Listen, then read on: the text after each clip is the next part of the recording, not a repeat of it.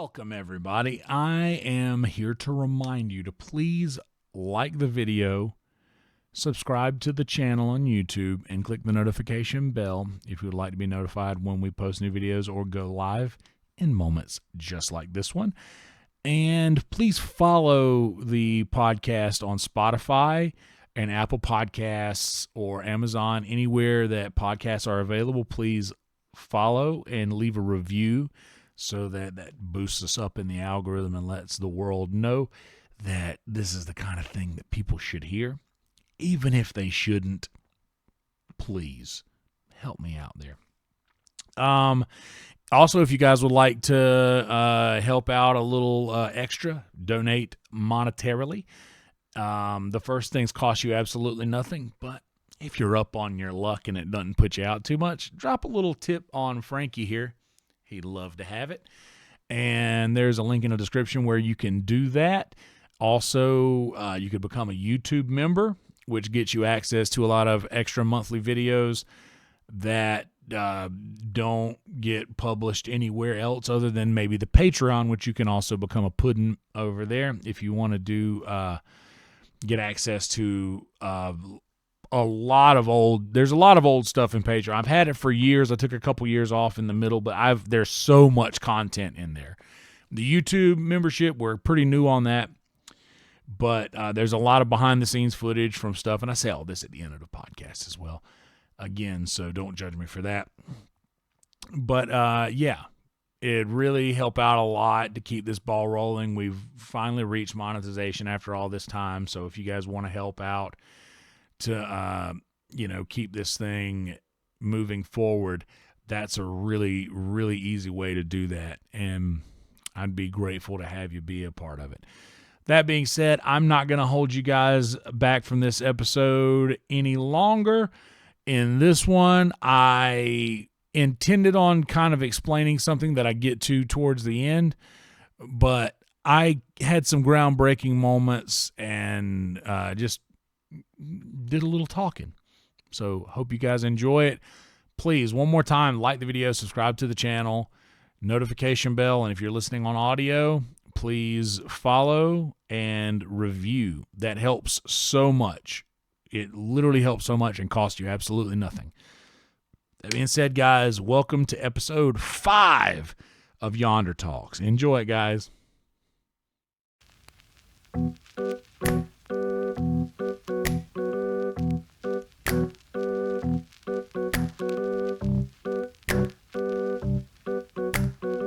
So I guess this is as good a place to start as any. I'm going to get into a little bit of the reason why I kind of stepped away from the party. And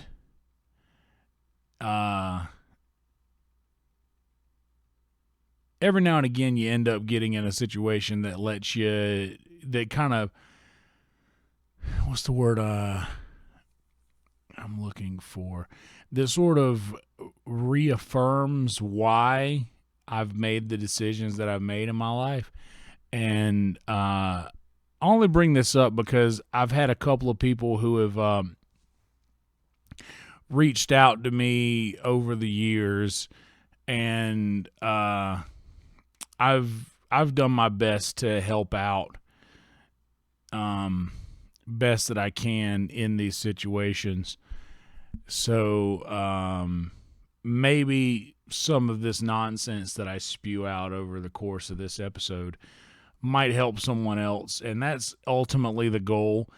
I always ask people at the Secret Show before I end my set, I always like to bring up, hey, do something nice for someone this week and don't tell anybody that you did it. Just do it and let it be between you and them.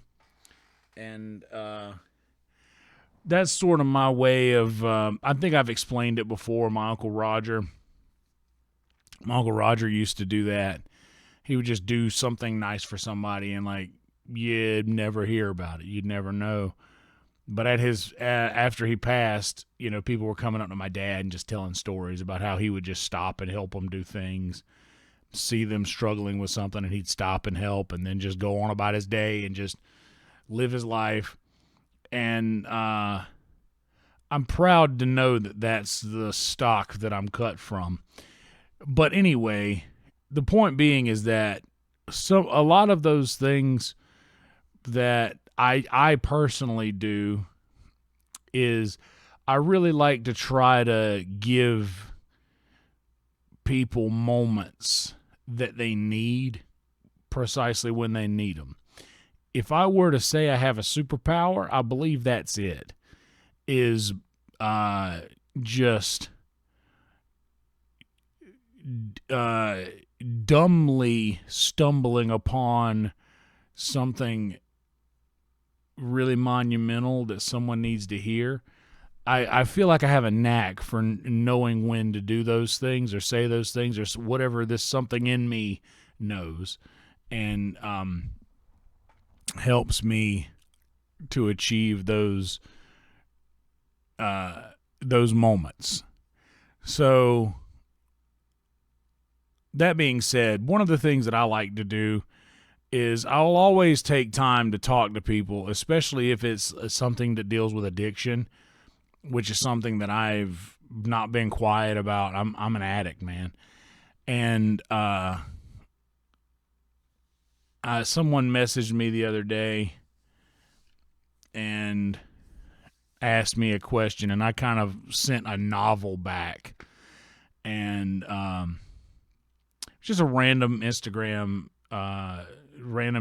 message, and I'm sure I gave way too much of an answer because I tend to do that. But I think I just that's not the first time that this has happened, and I kind of want to go into a little bit more detail. I think I touched on a little bit of it in episode 1. But I want to go in full detail about why I have chosen to not do the things that I've done in the past. So here's that. I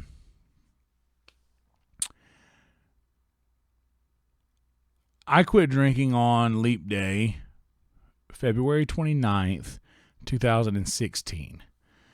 And after that point, I got very involved in powder. You guys know all of this. I've said it before. But after a while, it got to be not so fun to hang out. Because once you get to a certain point of the night and everybody is just blackout drunk, or the ones who can handle it are the ones who can handle it never bothered me, to be honest. Now I always admired that trait in somebody who could just hang out the whole night and not make a fool of themselves and keep it together. But far too often do people just get sloppy and annoying, and that starts to really bother me. And it would start to bother everybody else too if they weren't pretty much in the same boat. So anyway, my friends Marcus and Genevieve got married last night at Sunset, and I worked the event, which I obviously wanted to be there because I love both of them to death, and I wanted to be part of the whole situation. But just not to get in too much, you guys have heard me complain about finances and shit. I needed the hours. I needed to work. I needed to work. So I was just having such a good time because I was looking around at everybody in the room, and everybody was having such a good time. And I'm not one of those people who hate to see people enjoy themselves. I was talking to my friend Max, who works over at Creek, and I think he runs the security for Skankfest as well. But I was talking to him for a while, and it was, we were just having these, man, you ever see these videos of these people who just hate to see other people having a good time? That's such a disappointing thing to see, isn't it? And I don't know why I get hooked on these videos and enjoy watching them and watching people have meltdowns because someone else is really enjoying their lives and having a good time. I hate that I love it so much, but I do, and it's a guilty pleasure. And I'm sure you guys have watched this shit too. You know, you see somebody who's just a piece of shit, really just trying to get someone else to also revel in their misery. Misery loves company. Everybody's heard that. And you know, this is a sidebar, complete sidebar. There are so many of these little quips that we've all heard thousands of times that kind of just get passed over because we've heard them so much. But there's a lot of wisdom in those things, like misery loves company, is that if someone is miserable, they're wanting other people to share the way that they feel. They don't want to be alone in feeling this nonsense. They don't want to be alone in feeling this misery. And that bothers me. But I'm guilty of it too, man. I don't think that we can help it. I think that it's like something that we just need to be aware of, is that when we're sad, there's something ancient in us that wants everybody else to also be sad. And I don't know why that is, but I really like watching videos of those people because it kind of gives you a little perspective of how ridiculous we look when we do bullshit like this. And anyway, we're talking about that, and the reason that we ended up on that topic was because I was like, man, I'm not drinking, and between us, I haven't quit, but I really haven't been smoking very much at all. It got to the point where I was close to running out, and I just started really rationing heavily, and it started as like, okay, I'm not gonna roll a joint on the way to work. That was something I did every day. I'd roll a joint to smoke on the way to work every day. It was literally like one of the things that would kind of make me look forward to go into work. It would make me look forward to getting in the car or getting in the truck to go to work. And I stopped doing that, but then I would get to work and I would realize, oh, I have a little bit of bud in my, I got a little bit of bud in my pouch here. And I would twist something up while I was there.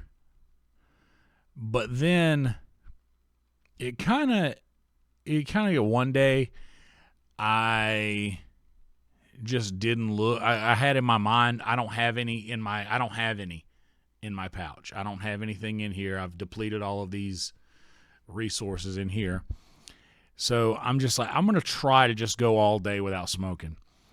And I got to work and I survived. Granted, the first few days I did that, people would walk up and be like, hey, you want to hit this? And I'd be like, yeah, just one. And I'd take like one hit and pass it right back to them. And that I did that a couple of days, and then now it's like if somebody's got a pen, I'll hit the pen, or if somebody passes me something, I depending on who it is or what it is, I'll accept. But it's kind of been, and like they will try to pass it to me multiple times, and I'm good. One's enough. And I think I've like pretty much officially been taking tolerance breaks. And that's been going really well, and I've kind of enjoyed that a lot. And knowing me, I don't think I'm ever going to quit. But knowing me, I do possess the ability to just stop doing something. I have that sort of a willpower. But But yeah, I haven't been smoking near as much. And I made a point at the beginning of this that I'm really taking the long way to get back to, but that's my style, so deal with it. Yeah, I haven't been smoking so much, and I've kind of felt nice. I've been doing better on stage, and I've honestly just been more alert and more present in conversations, I've noticed. And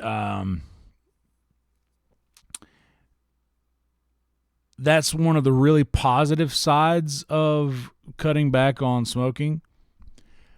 But it is one of those things that's, man, whenever it gets to a certain point in the night and everybody is getting wasted and I'm the sober person in the corner, and I usually don't like to throw the word sober around because I have smoked, but like I've been pretty sober during the day.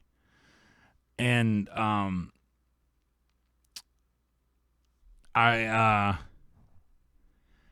was at the wedding last night. By the way, Marcus and Genevieve were the greatest. I love them, and I'm so excited that they're. I'm so excited I got to be there last night and just witness all of the good times that everybody else was having, because that was just incredible, just to watch everybody else have a good time.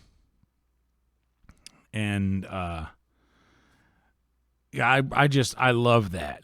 And that's what spawned that conversation me and Max were having about the people who just want to see don't like to see other people have a good time. I was never one of those people. It always makes me happy to see other folks enjoying themselves, so long as it doesn't like infringe upon someone else's comfort. And last night, everybody was on the same page. We were all there together to celebrate Marcus and Jenny. And got to the point, into the night, we were shutting down. It was 2 o'clock in the morning. And there were just... It gets to where the end of the night, where nobody wants the night to end.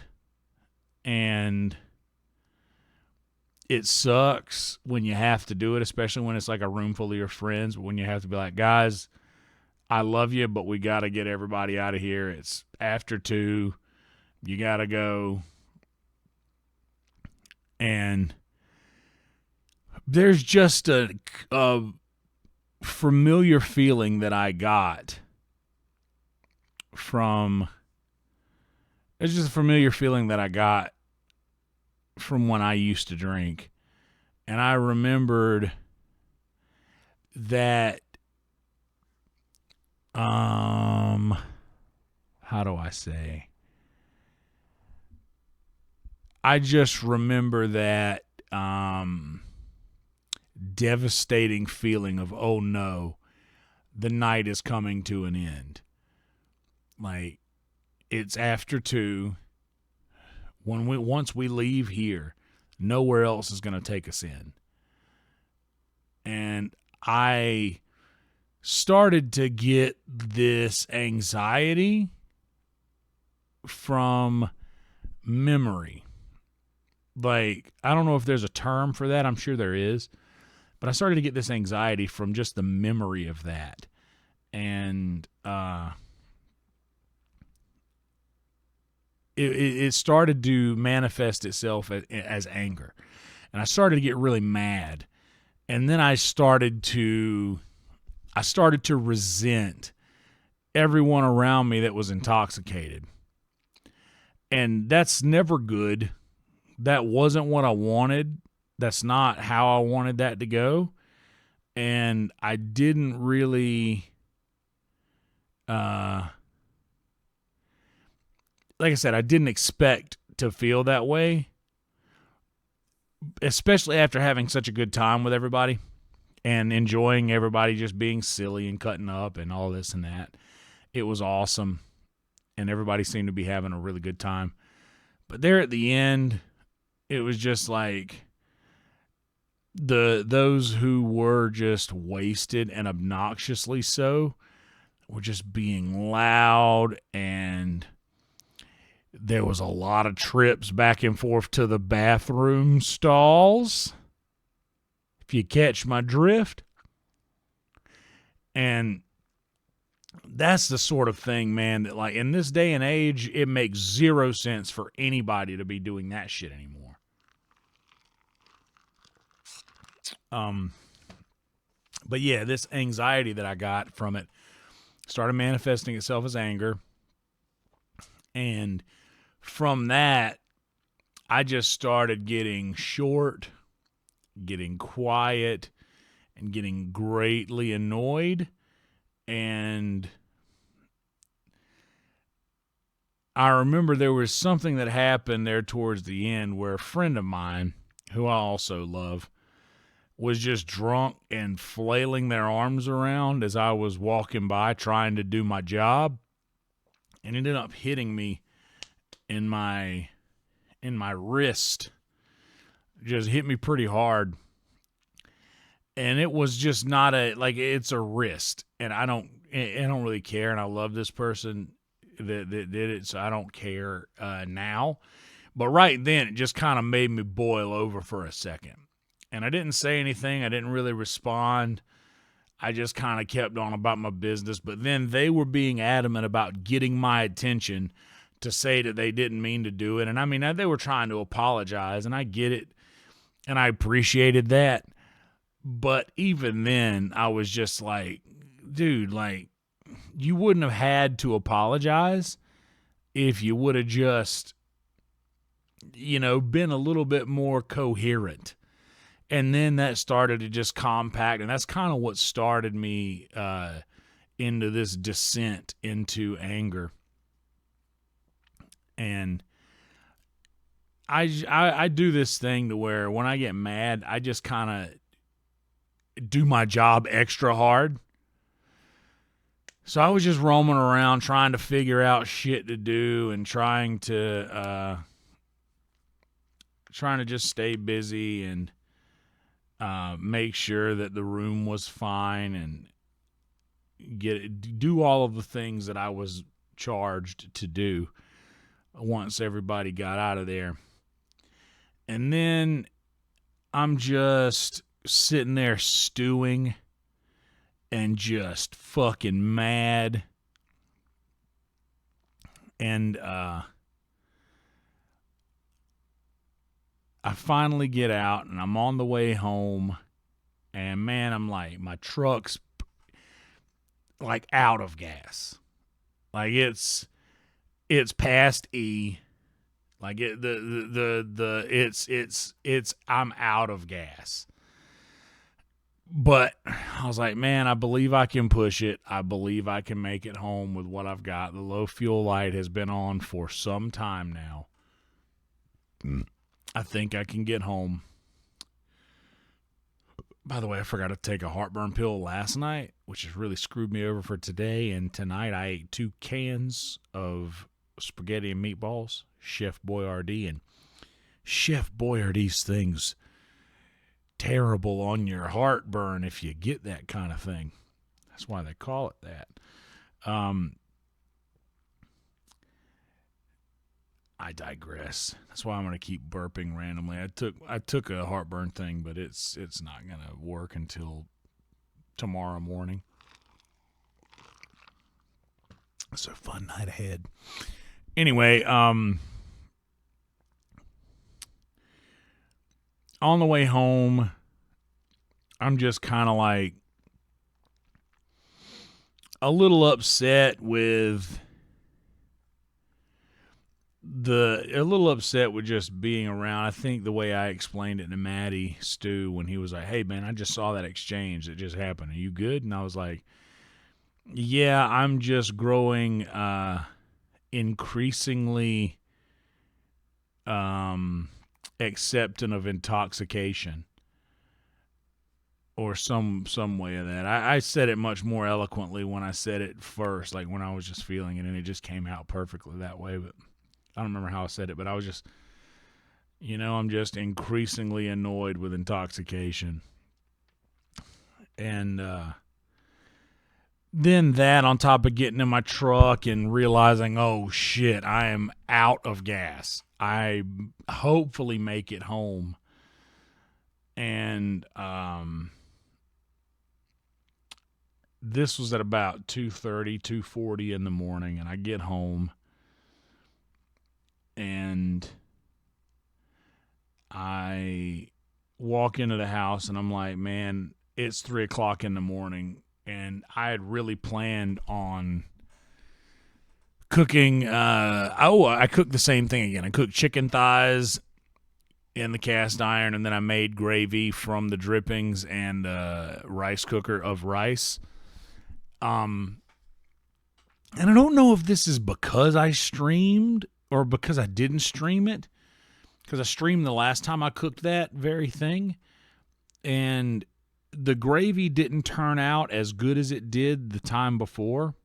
But man, last night I had that shit zeroed in, dude. That shit last night was so good, and I didn't even give it a taste test. I eyeballed everything in it, and I did it right, and it came out right the first time. It came out right, and I was so confident in the way that it looked and the consistency it was reaching that I just put most of the chicken thighs back in the gravy. I just kind of put them back in the gravy like my grandmother would do. She would make some sort of protein and then make gravy from the drippings and then put said protein back into the gravy. And that was just a whole thing. So I did that last night. But when I got home, I was like not really feeling it. It was already late. I'm like, man, am I really going to stand here? I got to work again tomorrow, which today. I picked up a Sunday shift. Usually I would record these on a Saturday night, but I'm recording this one on a late Sunday night. And I still need to stream after this too. So it's going to be a little bit of a late night, which is fine. Because I don't have to work tomorrow. I might go to Kill Tony, but we'll see. So yes, in the story, it is now Saturday or early Sunday morning, about 3 a.m., and I've got a cast iron skillet full of chicken thighs going. I did them on a little bit higher heat this time because I wanted to speed up the process, and I just in this whole time, I'm kind of just like ill about so many things. Ill about drunk people getting on my nerves. Ill about being completely out of gas. And then I had to figure something out to just get enough gas to get back to work and back home, which I did, obviously. And I get to the point to where I just come home and I'm like, you know what? I committed to this. I pulled these chicken thighs out of the freezer. I touched them. They were fully thawed out. And I knew that the date on them said the 20th. This was then the 21st. And I know I had frozen them, but still that date scared me. Chicken's weird. So I was like, I have to cook these tonight. I don't want to risk opening this up tomorrow and getting some kind of a smell. So went ahead and got the rice cooker out, and I got the rice going because that takes some time. And then I got the chicken in the cast iron. And y'all, I hadn't eaten yet all day. And that's a normal thing for me. I usually don't eat at all during the day unless I go have lunch with Holtzman, or if it's incredibly rare that I eat anything at all during my day. And I'm not even talking about the daylight hours. I mean like my day. Like I don't eat until I get off work, until I'm completely done doing everything that I got to do. In fact, there was some really good food last night at the wedding, and everybody kept coming up to me and offering me food, but I was like, I'm good. I appreciate it, but not only am I weird about, And, I guess I'm not weird about eating in public. Like, I do that at lunch with Holtzman. And I do that so often elsewhere. Like, I used to house pizza all the time at Vulcan. But, yeah, it was a weird situation. Or it is a weird situation that I impose upon myself, to where I get really, really tired when I go to when I eat and my body starts digesting.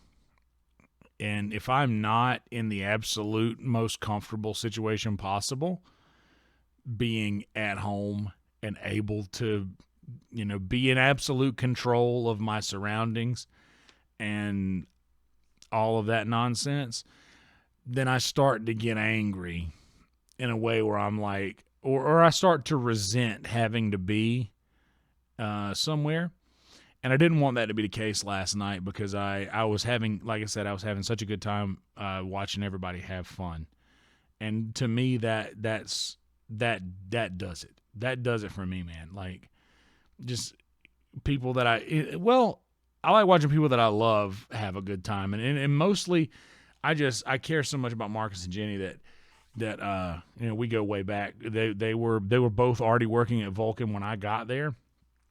And even though I believe that I have them on age, I look up to both of them, especially comedically. Like that, I look up to them, just comedically, but also in life in general. So I knowing that they were able to see everyone, I was kind of looking at the room from their perspective. Everybody there was just having a good time, and it was all for them. And I loved that, and that made me happy. And I didn't want anything to kind of alter that feeling. So maybe I overcorrected, because the food did look and smell so good. But, and everybody kept coming up and offering me, do you want me to bring you food? And I continuously declined. And, but anyway, I've told you that part to get to this part. I hadn't eaten anything all day. But y'all, after I got the rice going, and after I got the chicken in the cast iron, and that shit started to become aromatically pleasing, man, I started to smell the chicken cooking, and y'all have no idea how, knowing that I had food that I was about to be able to enjoy, I didn't even have to eat it yet. I realized I had just been incredibly hangry. And I could just feel that weight be lifted off of my shoulders, and that was just like, breathe, calm down, stop being so unnecessarily annoyed. You have food. You can smell it cooking.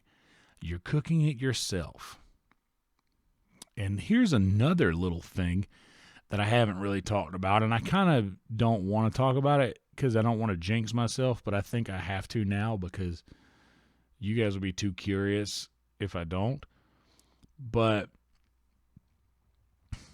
I was happy that I was smelling food that I was cooking myself, because I haven't stopped on the way home to get food in, I believe, a month.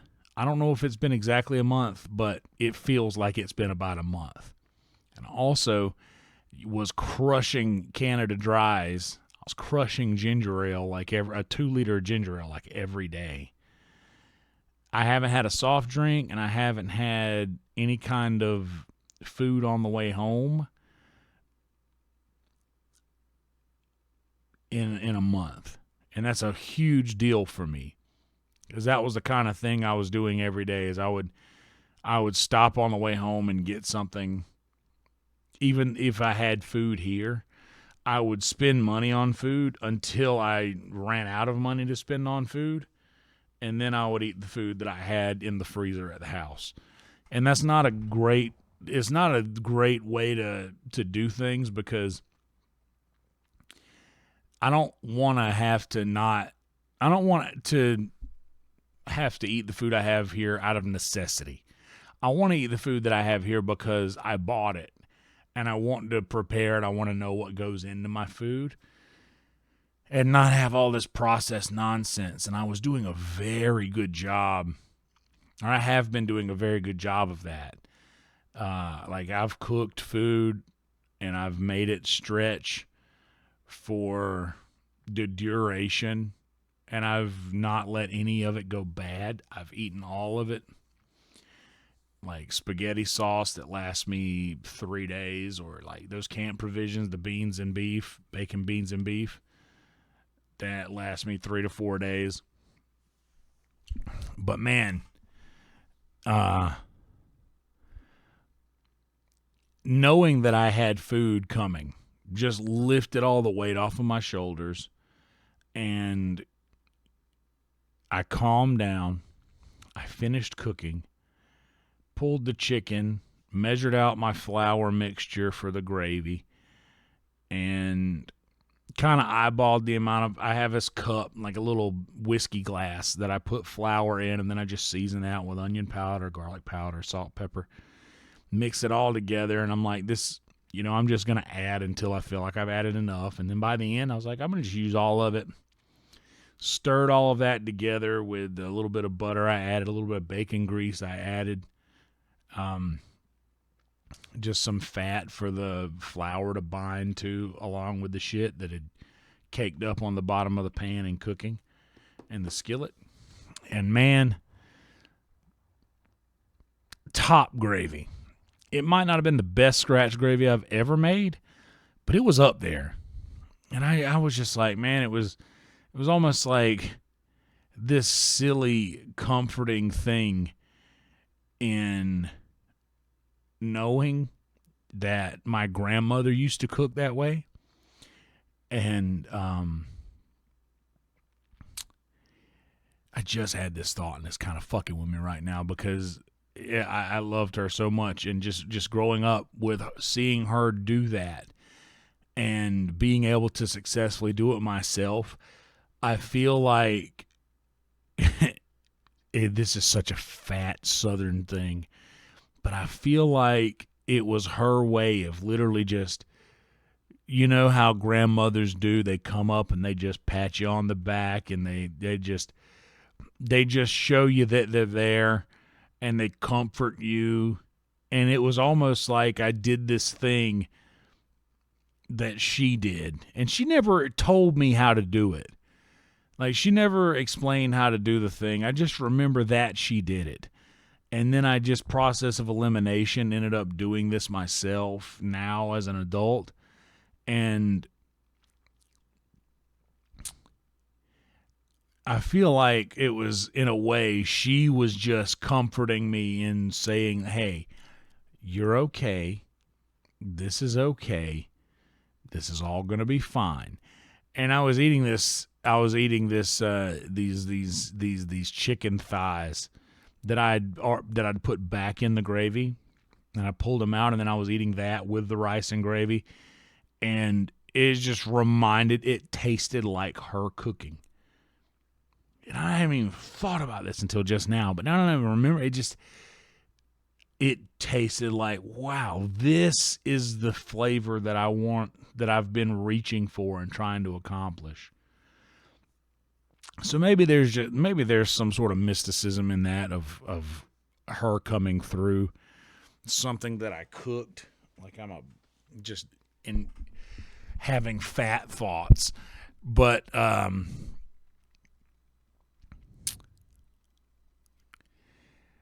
yeah, I just remembered the weight of all the day's anxiety and the day's annoyances being lifted off of my shoulders, and just smelling chicken cook. I haven't really lost any weight. I've because I don't really do anything physical other than honestly, I don't do anything physical. I was gonna say other than going up and down the stairs at work, but I really don't go up and down the stairs that much. I get some steps in, but it's not enough. It's not a lot. I really need to get a strap so I can monitor shit a lot better. But yeah. Doing the cooking thing and eating the food and then being like, okay, it was already too late to start streaming by the time I got home. So I did the math and I was like, well, hell, it'll take me an hour to cook. So if I eat by 4 and get the kitchen cleaned up and all that squared away by 4:30, that'll give me enough time to go watch a movie or watch some YouTube for an hour and a half, 2 hours, and then get to sleep, and then still have enough time to get a solid 8 hours of sleep before I have to get up and go to work the next day, which was today. And I was just sitting there thinking, is there any way that I can get out of having to go to work? And I couldn't. I was just looking at my hours, and I took Tuesday off this past week in preparation and knowing that I needed to make up those hours. So I took this Sunday shift in preparation of needing to fulfill those hours. And so I was like, I got to do this. And I can't fall back on the comfort of being like, oh, well, I can just say I'm sick and I don't want to go into work. And I can't do that. I can't do that. There's been some times where I've had some stomach issues, but honestly, I probably could have pushed through them and went to work. No pun intended. I probably could have pushed through all that nonsense and went to work, but instead I was like, guys, I'm really not feeling good. My stomach's kind of fucked up. I really need some help. Need someone to take this shift.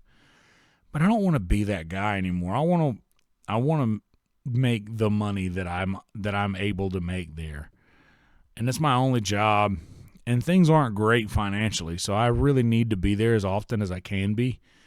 And plus, getting to be there tonight, I ended up getting a guest spot on the Live at Sunset Strip. And man, there was 60 people in there, which is really good for a Sunday night show. And I got to go up. I had a pretty decent set. And by the way, I filmed my set on my phone here. First time I've ever filmed a set on this new phone. And it's one of the first times I've actually filmed a stand-up comedy set. I never do that. I always just voice record, but I actually filmed it. So I might be posting that somewhere on down the road, or at least clips from it anyway. Because it was a pretty decent set. I could have done much better, but it was all right. Sorry.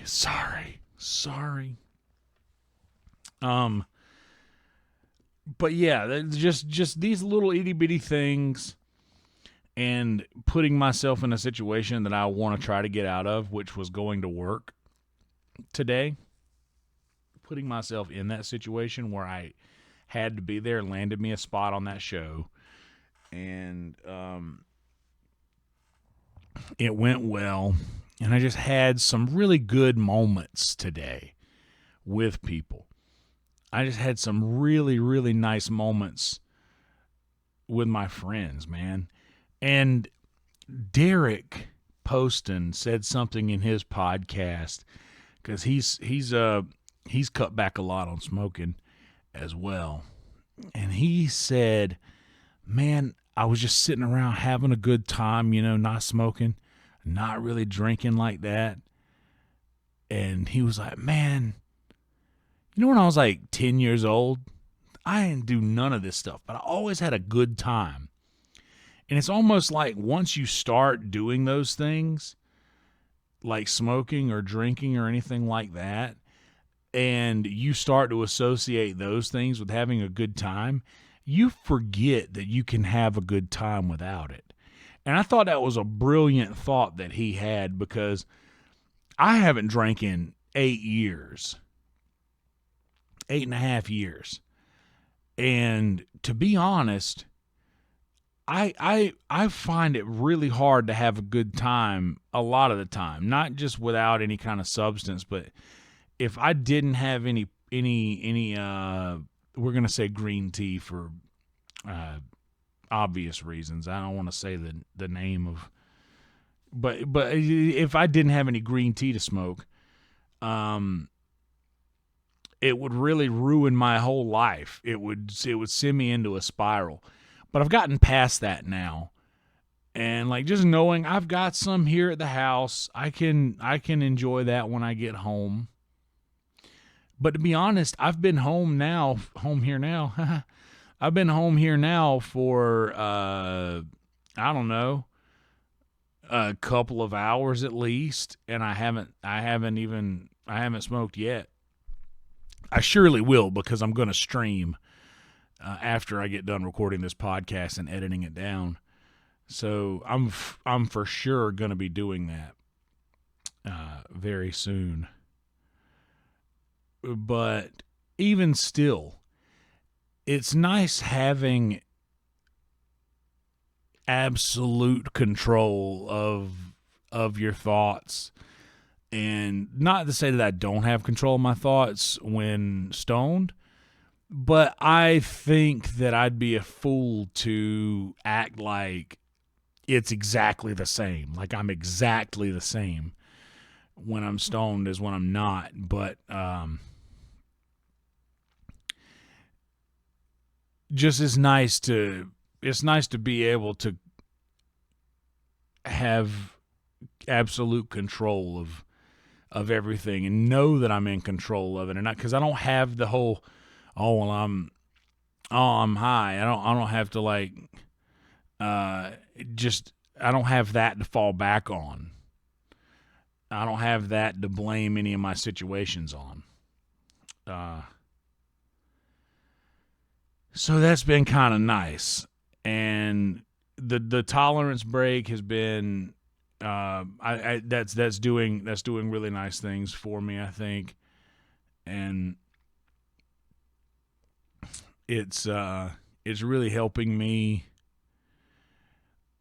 It's really the best thing that it's doing for me is letting me know that I can do this. It's letting me know, hey, you don't have to have it. If you don't, like, it's not going to kill you. It's not going to kill you to take a day or two off, which I haven't taken a day or two off completely, but I've taken like you know, like a midnight warrior or whatever they call it. Like I wait until the end of the day to smoke, and I've hit a couple of pins here and there, or a couple of joints here and there, but there's been a couple days where I didn't touch anything. I did hit a pin twice today, before you know, we started running doors for the shows, but that wore off like very quickly. I even lied in my set. I told him that I was high in my set because I needed a second to think, because I was up there and no jokes were coming to me. And I know that that's something that I can say and just get kind of a, hey, give me a second to think laugh. And I did that. And it ended up going all right. And I talked about that. I was like, I hit a pin earlier, man. These pins are different. And I started talking about that, and it was kind of relatable. So I was trying to switch it up a bit. But yeah, I could see myself going down that road where I, you know, take a few days off, and then I'm just like, you know, I'm good now. I could see myself quitting. But that's not my intention, and I'm definitely not long-term quitting, because that's the kind of let's just, this is annoying me. Let's let this dry on its own now. I could see myself taking that road where it's like you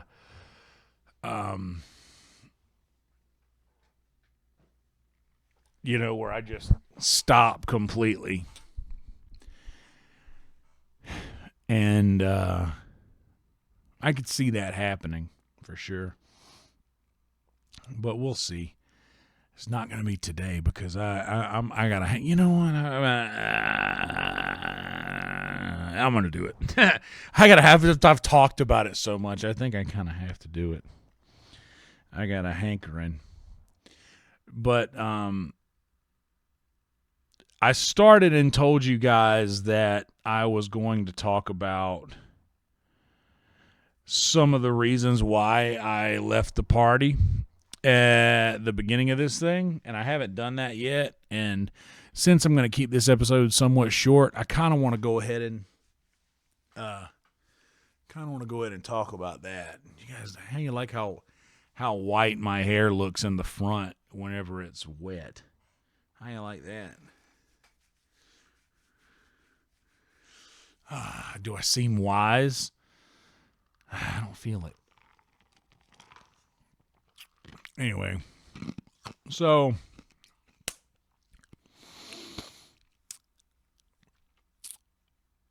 I was absolutely under the thumb of the booze. And just like I said a minute ago, that reference to what Derek had said, I was like feeling like I couldn't have a good time, or I wasn't going to be myself if I didn't have a couple shots. Or now, as of late, I wasn't going to be myself if I didn't have, if I wasn't constantly rolling a joint and just showing everybody how good I am at it. Or just that being tethered to that addiction, I think, is a very scary thing because of the things that I've been tethered to in the past, like the powder or the booze, or the pills many years before all that stuff. It's almost like the thing that you're addicted to is living your life for you, and you're not living it anymore. You're just a conduit for the thing you're addicted to live. And that scares the shit out of me. So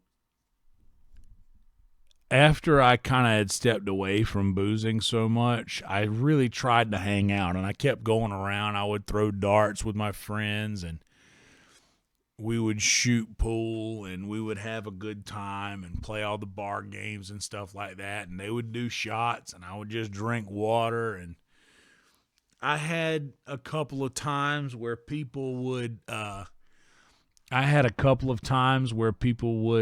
try to convince me to drink again. And, I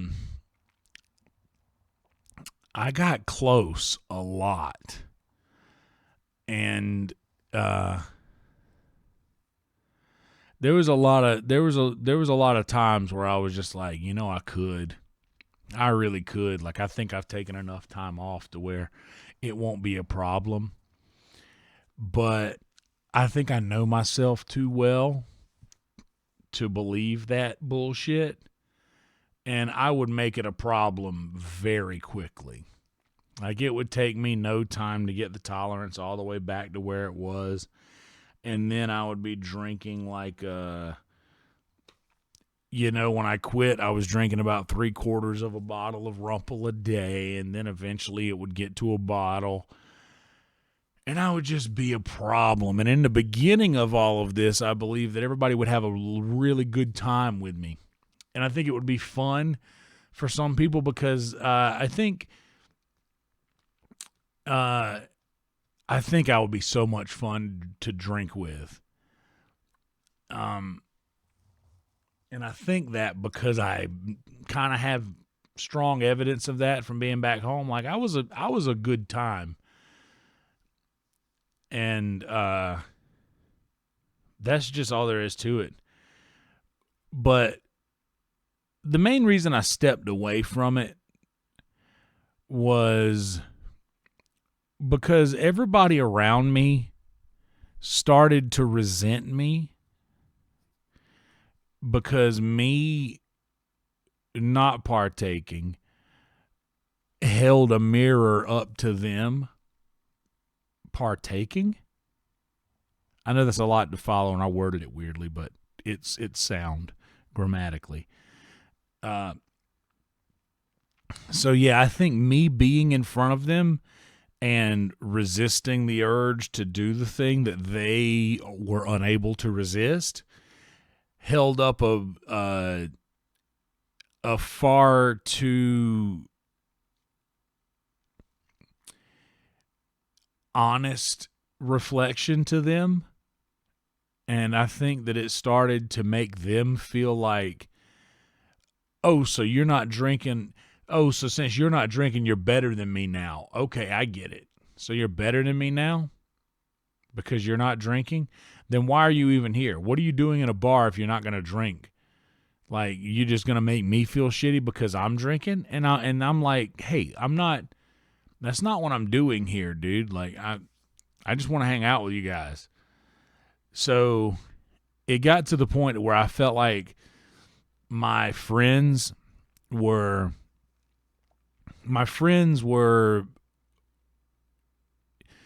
not wanting to be my friend anymore because of that. Because they felt like I was just kind of poking at them. And fun fact, a lot of those people who felt that way have since quit drinking and have messaged me and credited me with their decision but that's beside the point. I couldn't bear the fact that somebody would just be upset with me. I'm really I kind of have in life, I believe I have this demeanor of carelessness to where I don't care. You feel how you feel. I'm going to do my thing. I don't care. But I care so much about so many things, and to act like I don't is just not true. And I never want any of these people who are here now to feel like I look down upon them. And I know that they don't. And don't get me wrong, there are things that I look down upon, but the things that I look down upon, nobody should be doing, especially in this day and age when things are so dangerous. Things are so dangerous, and like so many of our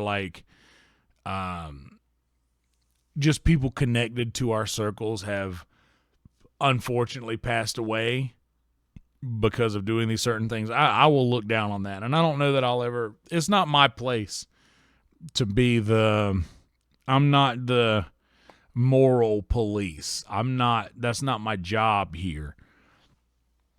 But I feel like my responsibility in that situation comes down to just being there when people need someone who's been through that nonsense to kind of help guide them through it. And that is the long circle back to the beginning. A lot of people send me DMs randomly about like, hey man, I randomly heard you at a secret show a while back, and you mentioned that you don't drink, and I've been toying with the idea of quitting myself. Do you have any advice for me? And this is the thing that I'll tell you that I told this person. And here, I want to start this by saying, I am not saying you should quit. I'm not saying that. I don't want you to feel like I'm pressuring you into doing anything that you don't feel you need to do. However, if you feel that you need to do something, if you feel that you need to step away from it for a while, you might. Listen to your intuition. If your intuition tells you, hey, we need to take a break, we need to walk away from this for a bit, then do that. Just walk away for a bit. Because truly that's what I've done. I believe once I get to my 50s, I'm if I'm established and I'm fine and I feel comfortable with being able to have a scotch or something like that, then maybe I will. It's not to where I'm like, oh, never again, never going to drink again. And I would love to think that, but I just don't want to put any kind of ultimatum on that, but basically all I'm saying is that if you feel like there is something that has a hold of you that you don't have control over, the thing that you do have control over are all of the decisions that you make. The thing that you're addicted to will gaslight you into believing that you do not have control over it. But I'm here to tell you folks, you do. You are in charge. You have all of the power. You possess everything that you need to resist that. Now, that being said, once again, not pressuring you into anything if you do not feel that you need to stop, because a lot of people don't have a problem.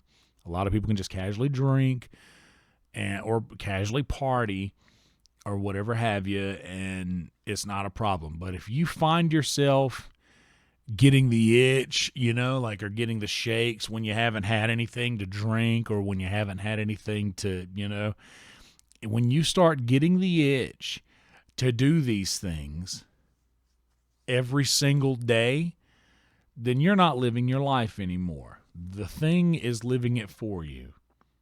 And that's all there is to it. And I'm not talking about the people. There's people who drink every day who are not alcoholics. And I know that's a wild thing to say. But there are people who drink every day who are just like, oh, this is something, just I'm not getting shit housed and shit faced every day. This is just something that I'm doing. Like, there's people who have a beer or two a night. And honestly, like for instance, the people who have a glass of red wine with dinner that do that every single day, I don't think that person is an alcoholic. The person who drinks a bottle of wine every single day and has to might have a problem. But anyway, I'm not here to try to point fingers or anything or make anybody feel like they are in the wrong or doing something that's wrong. All I'm trying to say is that here is my advice for I don't know, I did a really long build up to kind of let you guys know I'm not trying to point any fingers or make you do anything you don't want to do. But if you do have something that you feel like you have a problem with and you want to stop, your brain is going to be looking for something to replace that addiction with, because more often than not, if you have a problem with that sort of thing, then you're an addict. I'm an addict. I don't think that that's a bad thing. I don't think that having an addictive personality, some people call it, is still just an addict. And I'm that. So we're all on the same page here. But your brain is going to need something to put there. Unfortunately, I chose powder. And I just think I needed something not wholesome to replace the booze with. So I really got hung up in the powder for about a year after I quit boozing, which is crazy. And I ended up having a long conversation with some friends of mine last night about it. And just we were swapping old powder stories, and it was so much fun.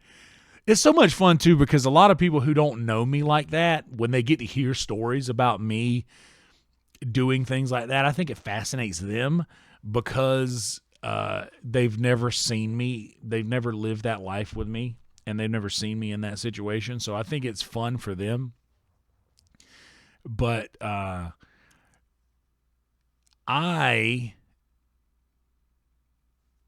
suggest that if you do end up getting involved in something nefarious after you quit, That's probably not the best thing. Just take it from my experience. That's not the way to go. The thing I suggested to the person who messaged me on Instagram the other day is,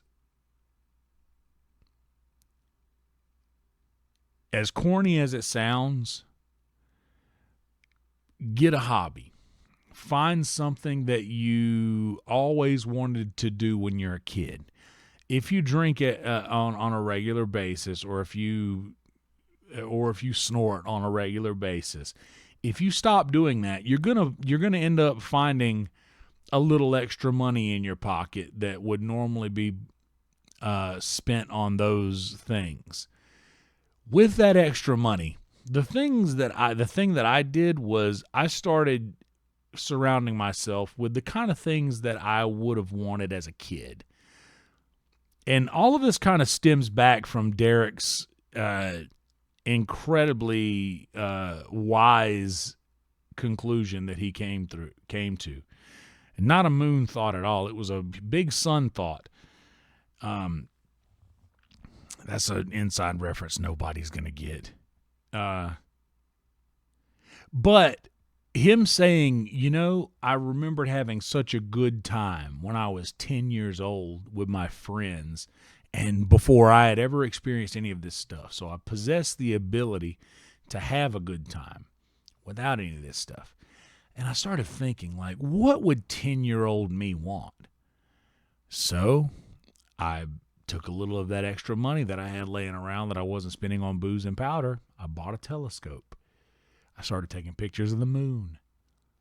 I took a picture of the moon the other night, the full moon. It was nice. It was awesome. And I was like, man, 10-year-old me would be stoked that this is what I'm doing in my adult life.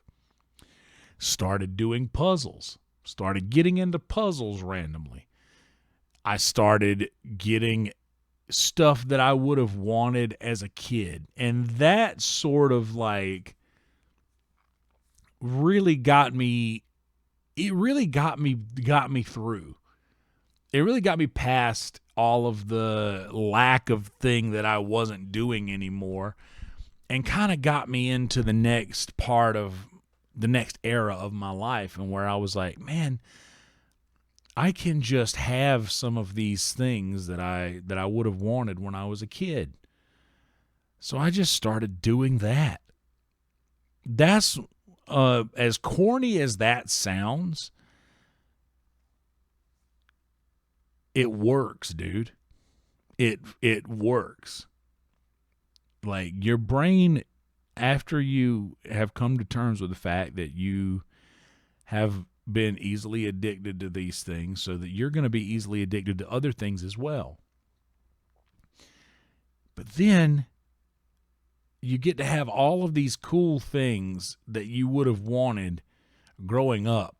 And yeah, it's just like any other toy that you would buy. And once you play with it for a while, it's like, okay, well, I can put this to the side. But then you end up having all of these cool things that when you see them, you're like, oh yeah, this is a thing that I got into after I stopped drinking. Or this is a thing that I really, really got into for a while. And that'll be little mementos that you have around your house or around your room. Little things that little things that you enjoy, I don't know if that makes any sense to anybody, or if it was even worth saying, but that is the easiest advice that I've got for you if you do decide to stop these things. Is like, as corny as it sounds, buy toys. Buy things to play with, things to keep your mind occupied for a little while. I ended up doing the podcasting thing a lot after I quit drinking, and podcasting and live streaming and just chatting with people online and doing this and that, and then getting into Kill Tony, and then I just switched my addiction to that, and I was addicted to Kill Tony for a long time, and then once that moved away from Vulcan and went to the mothership, and I wasn't able to just be there every Monday, then I just kind of became addicted to doing the Sunset Strip thing, and then barking at people out. I became addicted to getting people who may not want to walk upstairs to go to a comedy show to walk upstairs and go see a comedy show.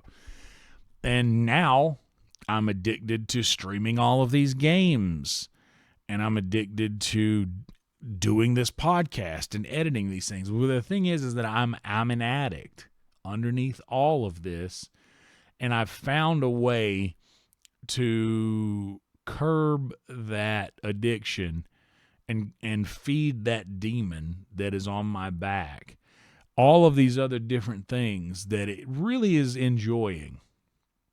And I'm working. Mumford just told me a while ago, he said, man, you're doing a good job. You're doing a good job. You're working hard. And man, I needed to hear that from somebody who I know won't lie to me. And that way, because I want people to recognize that I'm putting in effort here, because if people recognize it, then the universe and karma also recognizes that. And I believe that it'll reward me once it will reward me once I have, I think, completed, or not even complete. It will justly award me with I think an easier life. And that's the goal. That's what we're headed to. And I know where I'm headed. And I've been saying this a lot lately, is it's a lot easier to deal with where you're at if you keep focused on where you're headed. And fucking Jelly Roll in that thing he said that the windshield is bigger than the rearview mirror for a reason. And that's such a beautiful thought. Because it really is, because where you're going is so much more important than where you've been. And don't get me wrong, where you've been shapes who you are to get you to where you're going. But still, where you're going is vastly more important than where you came from to get there. I don't want to ever forget where I came from.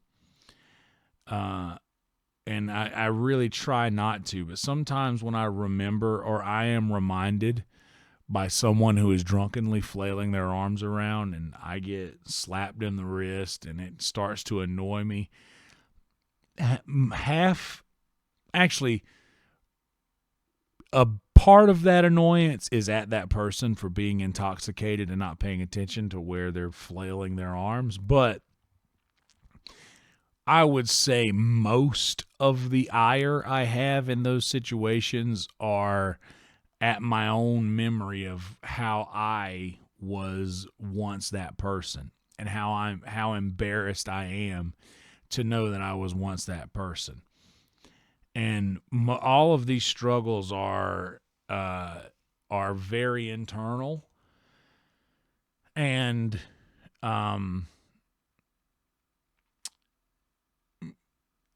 I don't like being reminded that that's who I used to be.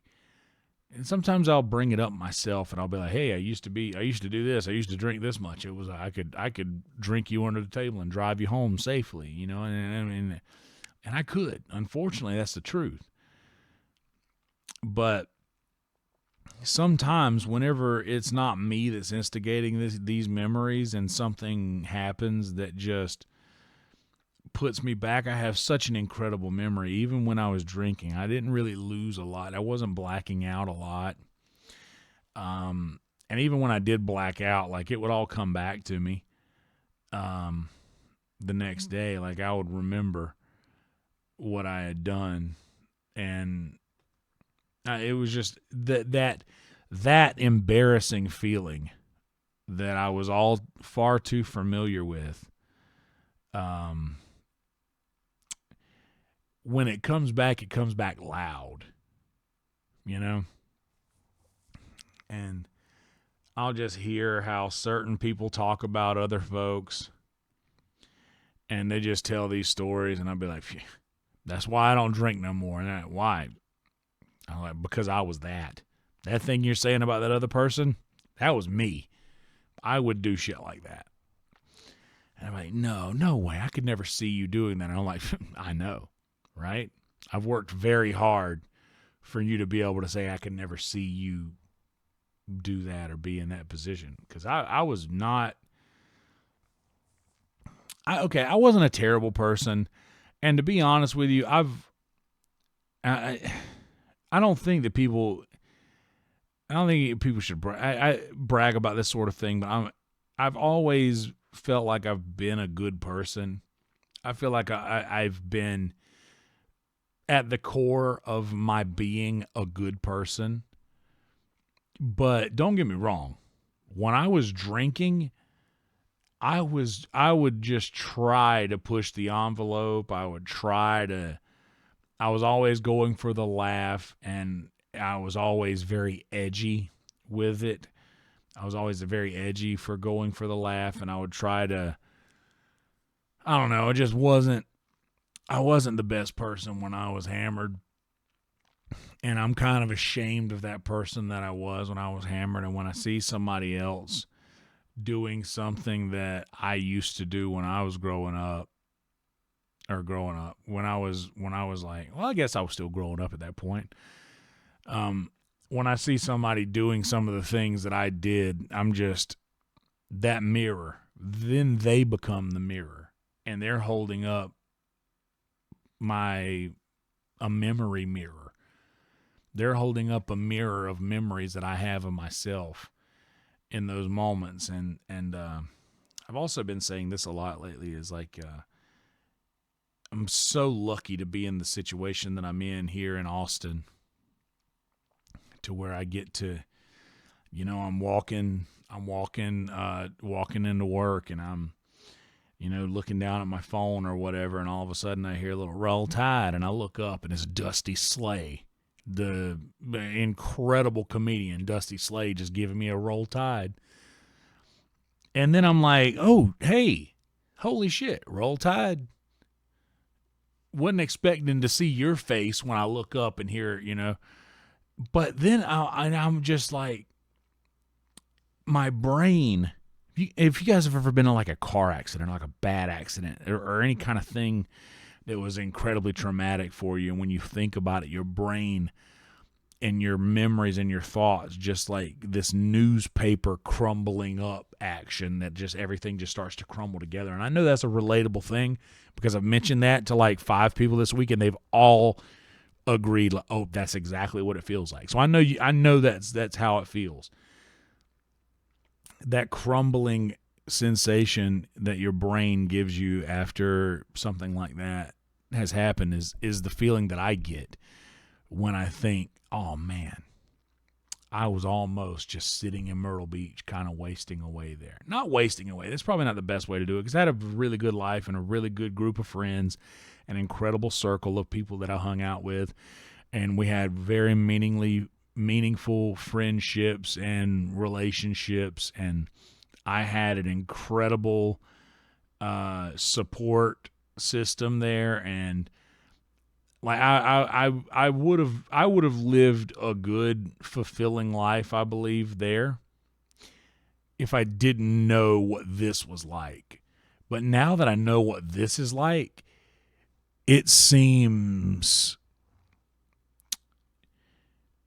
ridiculous to me to have just been wasting away back in Myrtle Beach, because I feel like me and the effort that I put into my talents and the effort that I've put into becoming what I've become, I really feel like that would have been like driving. I'm not going to say what I was going to say. I'm going to say what I was going to say. I don't care. I think a lot of myself, and to be perfectly honest, I've worked kind of hard to be able to say these sort of things with any sort of validity. It would have been like driving a Lamborghini at 35 miles an hour for everywhere I went, Like I had no I believe that there was no room to grow there the way that I was intended to grow. And I feel like being in Austin allows me to do that. And just that thought, the shudder of the thought that I could have missed out on all of this terrifies the shit out of me. Because in some plane of existence, I never left there. And in another plane of existence, I never quit drinking and never made it out. And just ended up like my brain ended up getting the best of me, and I ended things too early and became just a memory for everyone, and just my sadness got the best of me. And that really, it's an eerie thought. Who was it that said it? It's a cheat code. Mikey Biggs. I was talking to my boy Mikey Biggs last night. It's a cheat code, leaving your hometown. You have to leave your hometown. Like, you have to get out of there. You have to see what else there is. You got to. Because if only just to get out for a little while, because these people, and this is, maybe it is something against them. I mean, look. I've gone too far into this to care now how it strikes anybody that when I say this stuff, but maybe it is just people who are just content with living with a certain level of depression and sadness, to where, you know, the man has the man has just enough time to, okay, I'm going to go play golf with the boys. And then he's like, man, I got 4 hours that I don't have to deal with this looming bullshit of a life that I really didn't want, but I'm stuck in now, and there's nothing I can do to get out of it. And, of course, I love my family. I love my kids. They literally are the light of my life, but there's something in the back of their mind that's saying, just leave. Kill them all and get out. There's something there that does that. I know that it's there. Or that the wife is like, oh, we're gonna go. I'm gonna go with the girls, and we're gonna go and drink wine and paint, or something. And I'm not saying this is the case for everyone. There are certain people who are just, oh, I got my kids, I got my wife, or I got my kids, I got my husband. There are people who can say that and with full honesty be happy. But I don't know that everybody's like that, and a lot of people aren't, man. And I don't know that a lot of people are fully comfortable with the lives that they've ended up in, and they rather just feel stuck. So just talking about that, I think, and I'm pretty sure it was Mikey that I was having this conversation with, but it's like, dude, leaving your hometown is a cheat code, dude. And I say that so often at the Secret Show, like, leave your hometowns, kids. It works. Like, get out of there. Get out from under your parents' wing. Get out in the world and live a little. Live your life. And, man, it took me 33 years. It took me 33 years of living in Myrtle Beach to get out. And, man, just knowing that I could have been there and I could have stayed there, it's kind of a jarring thought. And I just had that whole crumbling newspaper thought just then. Like, it's scary to think that that's where I could have ended up. And maybe I didn't like completely answer the whole why I quit partying and why I quit hanging out as thoroughly as I wanted to. But maybe we'll touch back on that in further episodes. which I'm sure we will be circling back to a lot of this stuff going forward. But yeah, I guess if I have to leave something with you on this one, if you feel like you are struggling with something that you need to stop, then you probably are. If you didn't have that thought before just now, you might just be easily influenced, and you might not have as big of a problem as you feel like you do. So don't like just take my words and turn them into something on your end. Don't do that. But if you've had the thought before and it's been multiple times and it's a reoccurring thought that you've had, and you just feel like maybe you're looking for a sign that's the right thing to do, then consider this that, okay? And as corny as it sounds, buy toys. Get yourself a telescope and look at the moon. You know, do the thing that 10-year-old you, like if 10-year-old you had no mom or dad to say no, and you could pretty much, you're going to have extra money laying around once you stop. It's a thing. Do that. Do that stuff. I'm not even kidding you.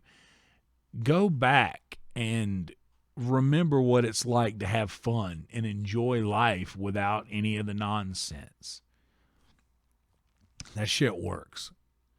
Just trust me on that, and I promise you won't regret it, and you'll probably consider it the greatest decision you've ever made.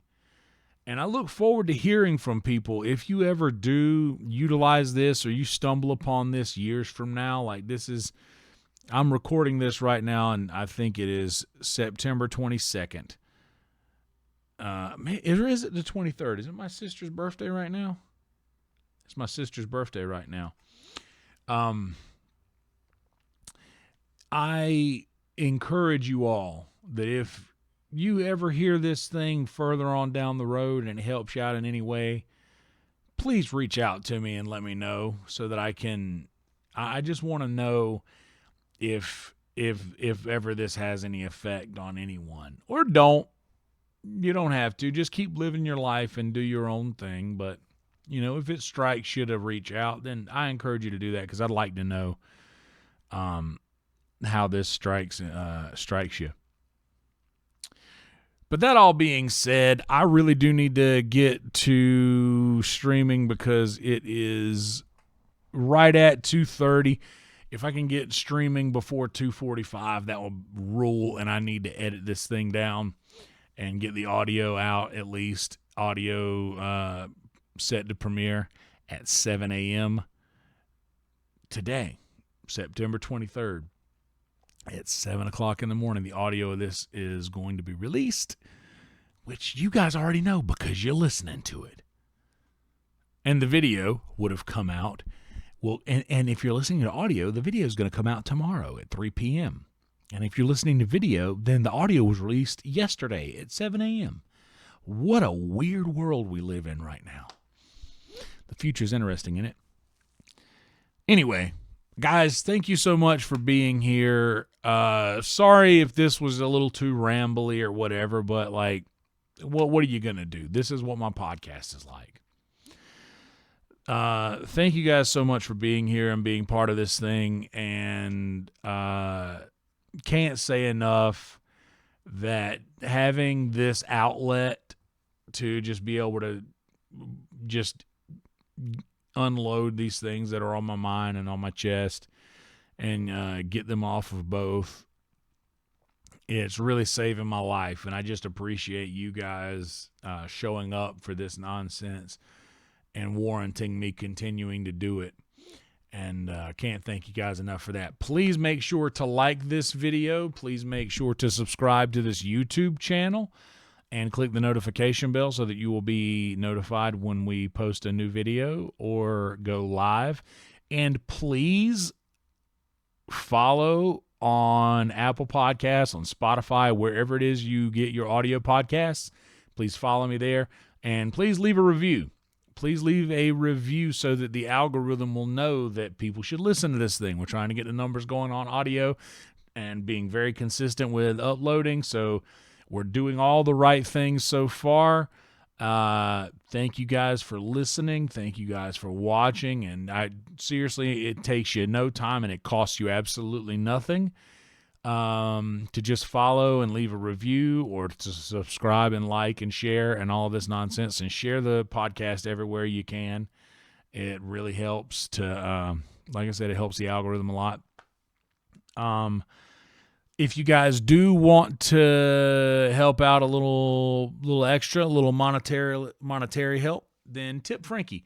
There's a link in the description that says tip Frankie, and boy, he would be over the moon if you drop a little thanky poo on him, and helps us keep the ball rolling. Also, if you'd like to become a YouTube member, I post a lot of behind the scenes footage from secret shows, or just general hanging out with the homies at work, pictures from the green room, random stuff, just extra content is there. And also on the Patreon, become a puddin' over on Patreon.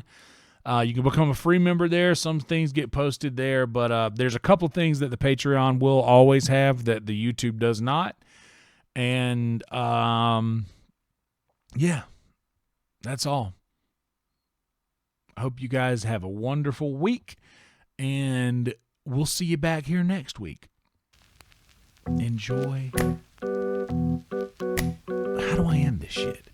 We'll just let it be right there. Roll Tide, everybody. Night-night.